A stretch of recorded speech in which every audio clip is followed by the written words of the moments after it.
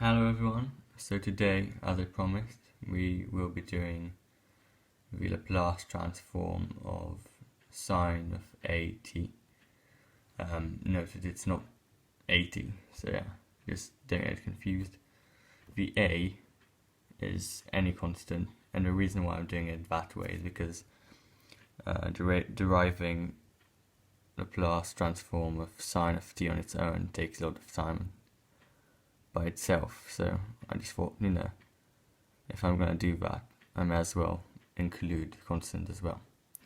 Okay, let's just start.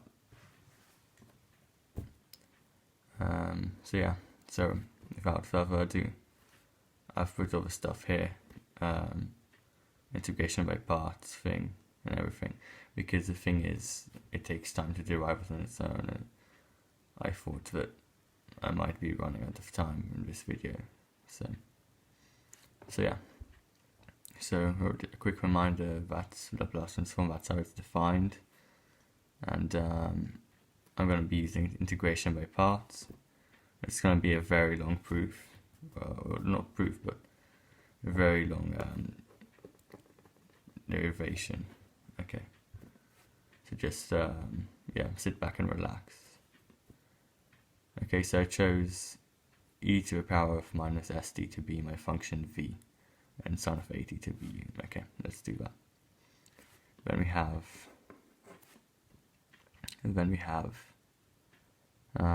okay, so u.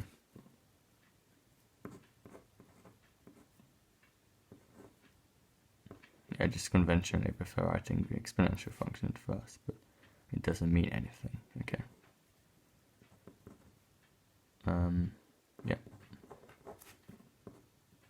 You're just going to take the indefinite integral first, as opposed to taking the improper integral first. Okay. Then we have a equals 80. I actually have the thing is here. Yeah. So well, just to make things quicker, because what happens is when you integrate e to the power of minus st, if I didn't mention it a bit earlier, which I probably should have, but anyway, when you integrate an exponential function with e, which has a constant within that argument of the x, then all I need to do is just bring it kind of down and divide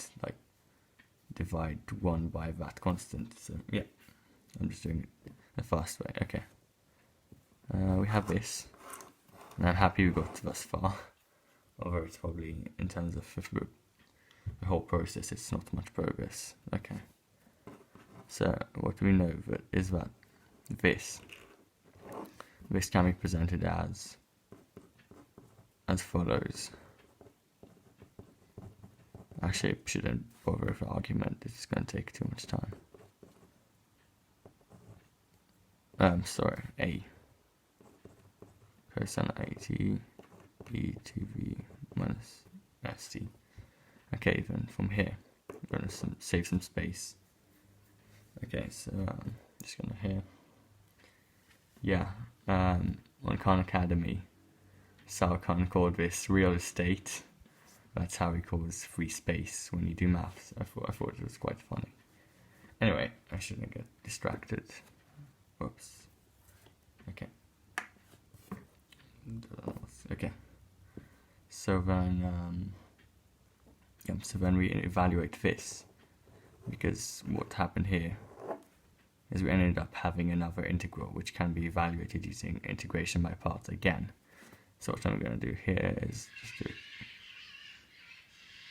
Oh my god, sorry for the noise. It happened like every night. There's some random arbitrary fight between a cat and a pigeon or something. Yeah, it's not nice, but okay. Yeah, I knew it happened. I actually dreaded this happening so much. Okay. Sorry for that. Okay, so that's u. That's going to be v. Just like we did last time. And then we have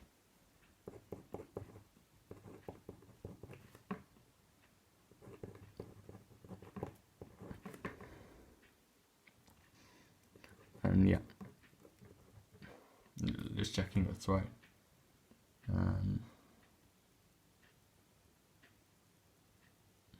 Let me check. Okay, I'm just gonna press on this. We have a sine of 80.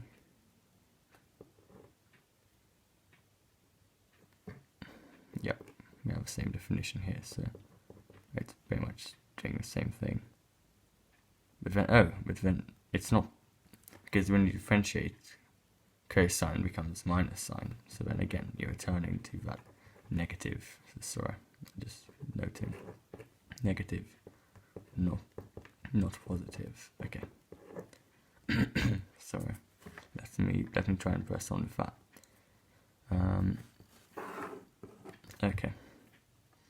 So that's something really interesting happens, because we can represent this as say y equals what we evaluated here, sine of 80 plus as and then what's that? Plus as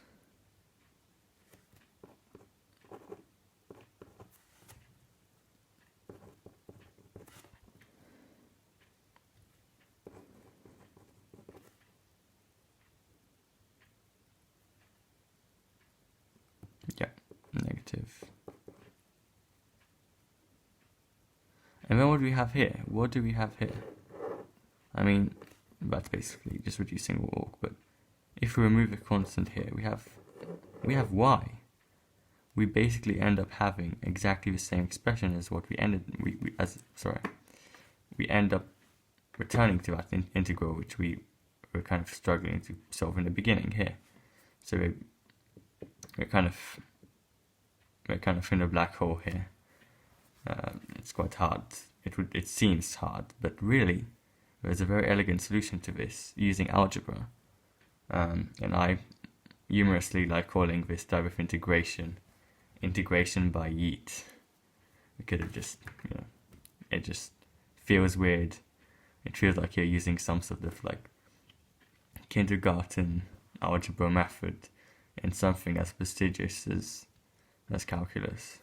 So it feels kind of not in place, but still, let's just do that. That is y. That is y. So what we're going to do now, we're just going to simplify. I need you to do it quickly because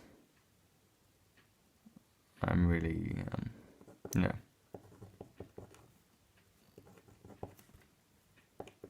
Okay. So then here, that would give you s squared.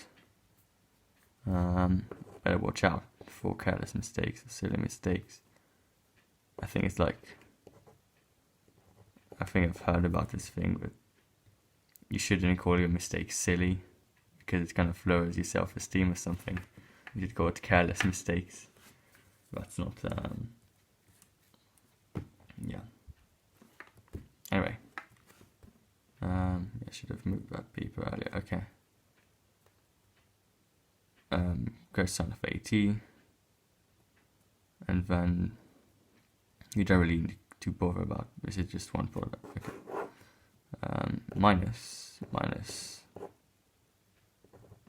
this expression, and that's how I know. Okay. That seems familiar. Okay. So we don't need that. And what do we do now? What we do now is we move this to the left-hand side. LHS, RHS. That's obvious, but still moving it over here. So then we have y plus a squared over s squared y, and that is equal to this whole thing over here, which I'm going to factorize at the same time because this is taking so long. So I'm just going to take this little shortcut. So I'm just going to factorize it. Let's get rid of this.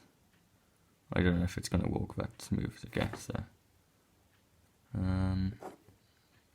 yeah. let's say minus like that. Yeah. Okay. Then what we do? What we do is we factorize that. The sine of at minus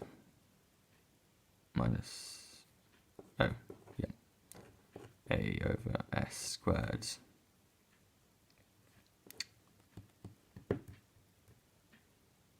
you're just checking if it makes sense.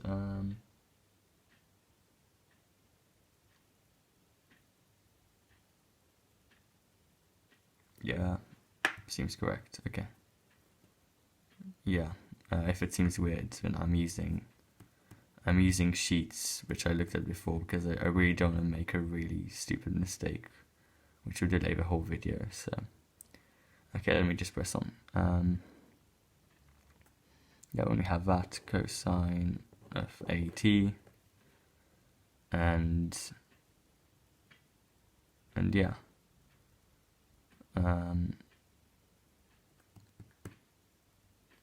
That whole thing here. Okay, cool. Sorry about that. I'm really tired and I've been making a lot of silly mistakes in other videos I made, so excuse me for that. Okay. So now we basically have an expression that we can express in terms of an improper integral as a limit. Okay, so we're going to do that. We're just going to press on. Okay, limit as a big M approaches infinity. Okay, of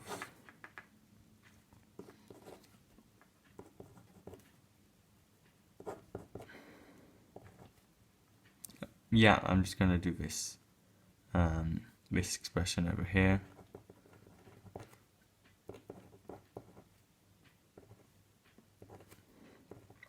I'm just going to start it and then, you know, as I often do, move on to a new thing here. No, actually, the arrow should come from here, because we can really easily simplify this to something more like intuitive, which is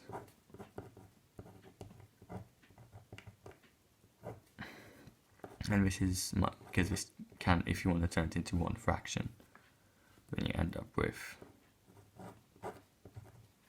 just for factorization purposes. Yeah, okay, and that's equal. Okay, let's just evaluate this real quick. That we don't need to care, we don't need to spend time on this. We already know that this is approaching 0 because this is infinity. It doesn't matter what negative sign, positive sign, it's going to be 0, and the whole expression here is going to be 0. Yeah. It's 0. Oh, how did I forget? I have no idea how I forgot. What about that? Okay. So then we don't bother about this whole thing. But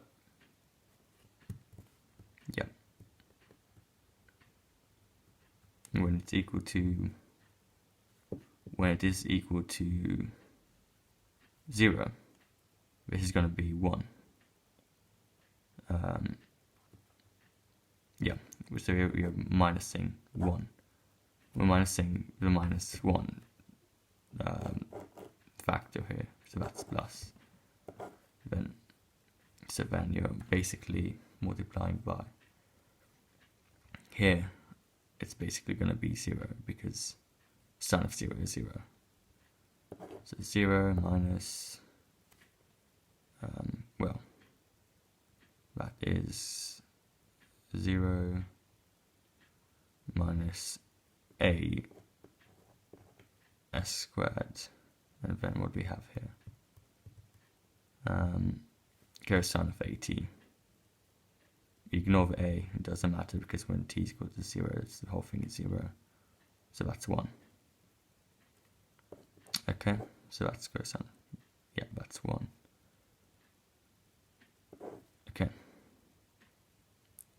I'm not sure that quite makes sense. Let me check. Probably made a silly mistake here, like something minor, such as confusing the plus and minus signs. But I feel like we're getting toward, like, this is basically the end of it. We just need to solve this and then tweak in a bunch of things. Okay. Just gonna move that down.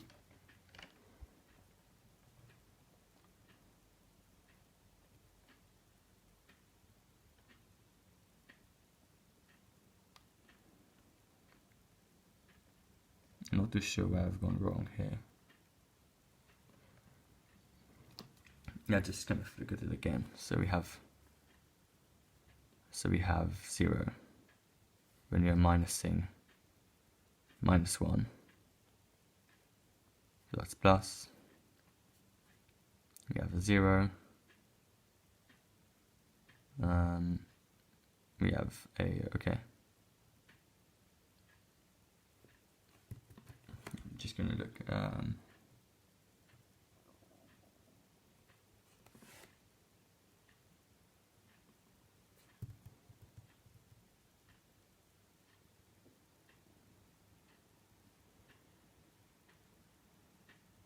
I mean, what I wrote earlier on was I wrote that this expression is equal to, that y is equal to minus e over minus sd times, yeah, I think this is meant to be plus. I'm just going to write plus here. It's not cheating. It's not, it isn't.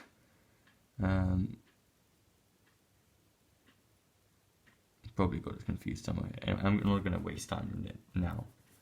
It's too minor, really, but yeah, sorry for disappointing you guys, but I really got to press on this video. I don't have too much time. Okay, so then this is gonna be, we're gonna assume, because I think I got it well. I think it's literally here because they crossed it out too many times that I must have gotten the wrong one. Okay. So yeah.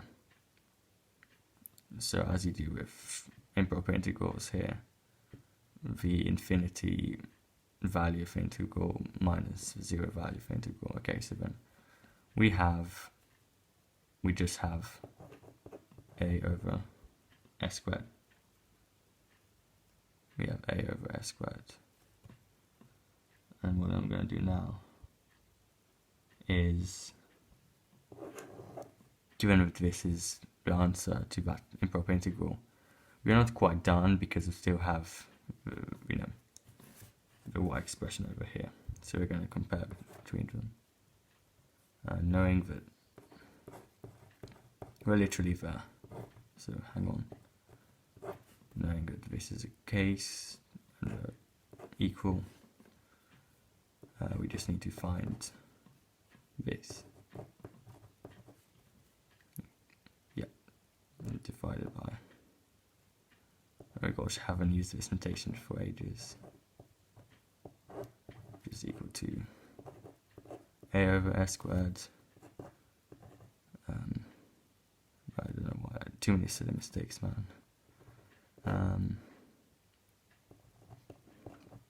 Okay, so this crosses out because, and then we are done. We get a over s squared plus a squared. Done. Okay. I'm happy it's done. It took me 19 minutes and more than that. It should probably have taken less time if I did less talking and more actual walk, but okay, I'm just gonna get yeah. I can allow myself to put the actual argument properly. So yeah, and this is a really important, a very important entry, because this whole thing with modeling dynamic systems, modeling waves, modeling everything really, can be composed of sine waves. The sine wave is the most simple type of wave that you have in the world of mathematics. We wouldn't use like a cosine wave, I don't know, as a default simple kind of unit, because cosine is by definition the derivative of sine. Anyway, I'm not going to get into that, but sine is very important in this kind of world of Laplace transforms. It's useful in physics, it's useful in Fourier transforms, and that in turn is very useful in studying telecommunications. It's useful in studying many other stuff. So yeah, I hope you found it satisfying. I certainly did, because I've been preparing for this lesson possibly months. Just got my GCSEs done, so I didn't have too much time to make videos or to even think about uploading videos. But, yeah, the next video is going to be about finding cosine of 80. And I'm telling you, you can do this yourself. You can do Laplace transform of cosine 80. You can do well, we're going to discuss it later, but there's a certain property which the Laplace transform has, which means that you can add and multiply Laplace transforms, and it will be just like adding. Sorry, I don't know what I'm saying. It would be if you add two scaled Laplace transforms, then it will show this property of linearity, which means that you can just work out those two separately, because ultimately this is an integral, even if it looks scary. That is just like any other integral. So I'm going to discuss linearity of the Laplace transform in the next video, and possibly dedicate another video to a very useful property that Laplace transform has in finding derivatives, and then also in t to the power of n, or a generalized kind of form for the Laplace transform of any polynomial based on that. So I'm going to do that, and then hopefully also look at some convolutions and the convolution theorem, which shows the link between convolution integral and the Laplace transform. Okay, so see you later. Sorry if this was long, but I hope you took something from it. Bye.